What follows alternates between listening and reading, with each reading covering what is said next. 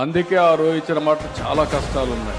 ఒక మాట అన్నా, స్కూళ్ళు తెరిసే లోపల తల్లికి వందనం డబ్బులు మీ అకౌంట్లో వేస్తానని చెప్పాను. మాట నిలబెట్టుకున్నాం.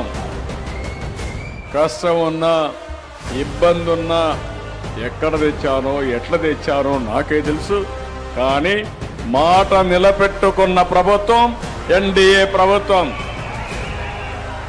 ఒక మాట చెప్పాను, ఎంతమంది పిల్లలుంటే అంతమందికి ఇస్తానన్న ఆంక్షలే లేవన్నాను. అంత మునిపేం చెప్పారు, అందరికీ ఇస్తానని ఒక్కడికి ఇచ్చారు. ఈరోజు నేను చెప్పింది ఎంతమంది పిల్లలుంటే అంతమందికి ఇస్తామని చెప్పి ఒకే రోజు అకౌంట్లో డబ్బులు వేసిన ప్రభుత్వం ఎన్డీఏ ప్రభుత్వం. ఏంటి కాళ్ళు ఎత్తుకొని చెప్పాల్సిన బాధ్యత మీ మీద లేదా అని అడుగుతున్నా.